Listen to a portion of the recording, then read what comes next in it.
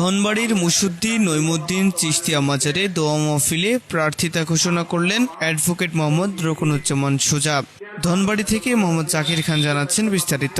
টাঙ্গাইলে ধনবাড়ি উপজেলার মুসুদ্দি ইউনিয়নের ঝোপনাই আজ 29 আগস্ট 2025 ইংরেজি তারিখে বিকেল 4 ঘটিকায় মুসুদ্দির ঐতিহ্যবাহী নইমুদ্দিন চিশতিয়ার মাজারে এক দোয়া মাহফিলের আয়োজন করা হয়। উক্ত দোয়া মাহফিল অনুষ্ঠানে প্রধান অতিথি হিসেবে উপস্থিত হন অ্যাডভোকেট মোহাম্মদ রুকনুজ্জামান সুজা। আসন্ন জাতীয় সংসদ নির্বাচনে টাঙ্গাইল 1 আসনে মনোনয়ন প্রত্যাশী বাংলাদেশ জাতীয়তাবাদী দলের ভারপ্রাপ্ত চেয়ারম্যান তারেক রহমানের নির্দেশনায় রাষ্ট্র কাঠামো মেরামতের বাংলাদেশ জাতীয়তাবাদী আইনজীবী ফোরাম কেন্দ্রীয় কমিটির সহ সাধারণ সম্পাদক অ্যাডভোকেট মোহাম্মদ রুকনুজ্জামান সুজার পক্ষ থেকে 31 দফা এবং আপসহীন দেশনেত্রী বেগম খালেদা জিয়ার সুস্থতা কামনায় মতবিনিময় সভা এবং বিশেষ দোয়া মাহফিল অনুষ্ঠিত হয়েছে। এ দোয়া মাহফিলে অ্যাডভোকেট রুকনুজ্জামান সুজা তিনি টাঙ্গাইলের 1 ধনবাড়ি মধুপুর আসনের তারেক রহমানের নির্দেশে তিনি প্রার্থিতা ঘোষণা করেন। তিনি নির্বাচিত হলে ধনবাড়ি মধুপুরের অসমাপ্ত উন্নয়নগুলো সমাপ্ত করার আশ্বাসও প্রদান করেন। এই সময় মাজারের খাদেম সহ স্থানীয় গণ্যমান্যরা ও সাংবাদিকরা উপস্থিত ছিলেন।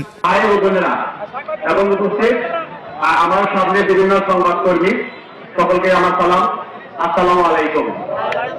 বাংলাদেশ জাতীয়তাবাদী দল বিএনপির একজন কর্মী, এটা আমার আরেকটি পরিচয়। আমি আপনাদের মতো একজন কৃষকের সন্তান। এই কৃষকের সুখ দুঃখ কষ্ট এগুলো দেখে দেখে আমি কিন্তু বড় হয়েছি। একজন কৃষক একটি ধানের চারা রোপণ থেকে শুরু করে একটা ফসল ঘরে নেওয়া পর্যন্ত কি অক্লান্ত পরিশ্রম করেন সেটা আমি পরতে পরতে উপলব্ধি করি। তাই আমি বারবার আপনাদের মাঝে উঠে আসি।